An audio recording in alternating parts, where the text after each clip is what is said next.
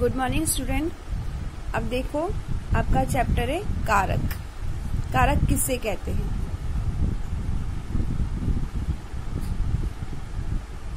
संज्ञा या सर्वनाम के जिस रूप से उसका संबंध क्रिया से जाना जाए उसे कारक कहते हैं। अब देखो कि जो शब्द संज्ञा या सर्वनाम का भी संबंध क्रिया से स्थापित करते हैं उन्हें कारक चिन्ह या प्रसर्ग भी कहा जाता है। अब कारक चिन्ह आप लोग जानते ही हो, जैसे कर्ता ने, कर्म को, तो ने, को, से, ठीक है, से, द्वारा, के लिए, काके की, अलग होना, ये सब क्या हो गए उसके चिन्ह हैं, तो उसको क्या कहते हैं? प्रसर्ग भी कहते हैं। अब कारक कितने प्रकार के होते हैं हिंदी में? कारक 8 प्रकार के होते हैं हिंदी में। कर्ता कारक, कर्म कारक, करण कारक, संप्रदान कारक, आपादान कारक, अधिकरण कारक, संबंध कारक और संबोधन कारक। अब देखो इसमें जैसे कर्ता दे रखा है, क्रिया को करने वाला। अब मैंने अभी बताया था कि ने क्या हो गया, चिन्ह भी है और इसको प्रसर्ग भी कहते हैं। कर्म है कि जिस पर क्रिया का प्रभाव पड़ता है, उसको को कहते हैं, को हो गया चिन्ह और इसको शून्य भी है। करण है क्रिया का साधन, से, द्वारा या के द्वारा। संप्रदान जिसके लिए क्रिया की जाए, के लिए या को।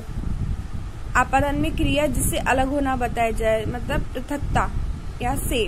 अधिकरण मतलब क्रिया से होने का स्थान में पर। संबंध जिसमें संज्ञा सर्वनाम का संबंध दिखाया जाए, जैसे काके की, रारेरी। संबोधन में जैसे संबोधित संज्ञा, हे, अरे। अब देखो कि कर्ता कारक किसे कहते हैं। कर्ता कारक का अर्थ होता है कि क्रिया को करने वाला। कर्ता कारक मतलब होता है क्रिया को करने वाला। क्रिया को करने वाला कर्ता कहलाता है। जिस शब्द से क्रिया के करने का पता चलता है उसे कारक कहते हैं। अब देखो कि वाक्य में क्रिया को करने वाला संज्ञा या सर्वनाम भी होता है। कर्ता का प्रसर्ग ने है, पर कई बार कर्ता को बिना प्रसर्ग के भी आता है। अब प्रसर्ग मैंने अभी बताया था कि जो चिन्ह होता है ने, उसे प्रसर्ग कहते हैं। तो कभी कभी ऐसा भी होता है कि सेंटेंस में ने नहीं आता। जैसे देखो, शाम पुस्तक पढ़ता है, अब इसमें ने चिन्ह नहीं आ रहा, मगर इसने शाम ने पुस्तक पढ़ी। तो कई बार होता है कि जो चिन्ह ने का भी प्रयोग नहीं किया जाता। ये भूतकाल की क्रियाओं में लगता है, अन्य कालों में नहीं लगता। दूसरा है आपका कर्म कारक। वाक्य में जब क्रिया का फल कर्ता पर ना पढ़कर कर्म पर पड़ता है तो कर्म कारक कहलाता है। ठीक है, कि वाक्य में जब क्रिया का फल कर्ता पर ना पढ़कर कर्म पर पड़ता है तो वो कर्म कारक कहलाता है। अब कर्म कारक का चिन्ह प्रसर्ग क्या होता है? को भी को चिन्ह है और उसे प्रसर्ग भी कहते हैं। कभी कभी को का प्रयोग नहीं भी होता है। अब देखो कि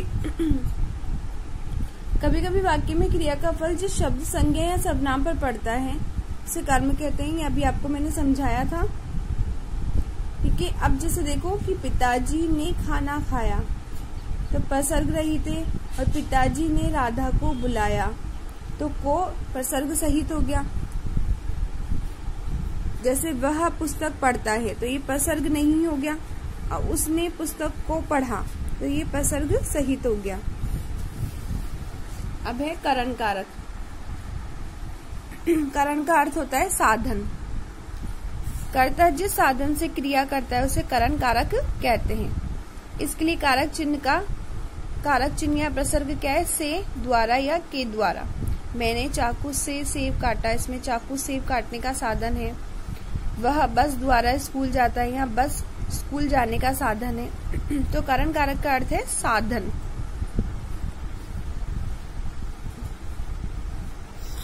उसके बाद है चौथा है आपका संप्रदान कारक। संप्रदान का अर्थ होता है देना। ठीक है, देना। किसी को देने के योग में भी हम किसका प्रयोग करते हैं? चतुर्थी भक्ति का प्रयोग करते हैं। कि वाक्य में जिसे कुछ दिया जाए या जिसके लिए कुछ किया जाए उसे संप्रदान कारक कहते हैं। इसका कारक चिन्ह और प्रसर्ग क्या होता है? को या के लिए। भिखारी को खाना दो, रोगी के लिए दवा लाओ, मैंने रमेश के लिए कमीज लाया हूँ। तो किसी के लिए कुछ किया जाए या किसी को जब देने के योग में हमेशा संप्रदान कारक में मतलब चतुर्थी भक्ति का प्रयोग किया जाता है।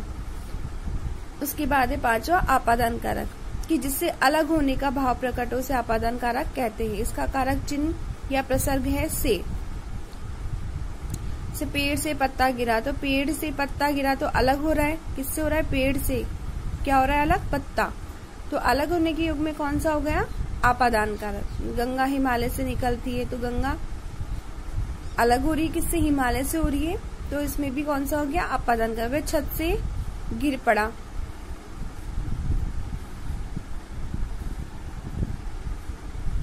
उसके बाद है आपका अधिकरण कारक। क्रिया के आधार को अधिकरण कहा जाता है।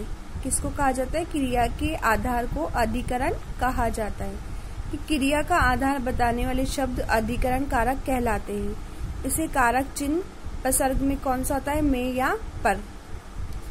इस थैले में फल है, मेज पर पुस्तक रखी है, घर में 3 लोग हैं, तो में का प्रयोग हो रहा है। में और पर का जब प्रयोग होता है तो उसमें अधिकरण कारक होता है।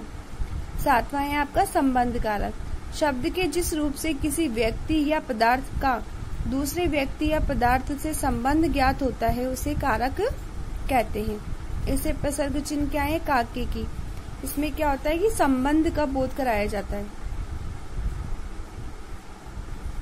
ठीक है, जैसे पूर्वा का भाई, राम की बहन, निखिल के पिता, मेरा घर, मेरी पुस्तक, मेरे कपड़े, तो इसमें संबंध हो गया। तो जिसमें भी संबंध का बोध होता है उसे, किसी भी जिससे संबंध होता है तो उसमें संबंध कारक होता है।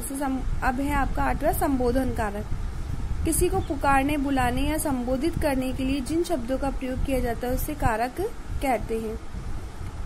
इसके कारक चिन्ह है, देखो, हे भगवान, जहाँ भी हे, अरे, ठीक है, हे अरे बो लगता है या बच्चों लग रहा है, वहां पर किसका प्रयोग होता है? संबोधन का, संबोधन कारक होता है। जैसे हे भगवान रक्षा करो, अरे कहाँ चल दिए, बच्चों चुप हो जाओ, तो इससे संबोधन कारक का चिन्ह क्या होता है? विस्मयादि बोधक चिन्ह होता है। ये देखो जो ये चिन्ह दे रखा है वो ये क्या है? विस्मयादि बोधक चिन्ह। इसमें हमेशा संबोधन कारक में हमेशा विस्मयादि बोधक चिन्ह का प्रयोग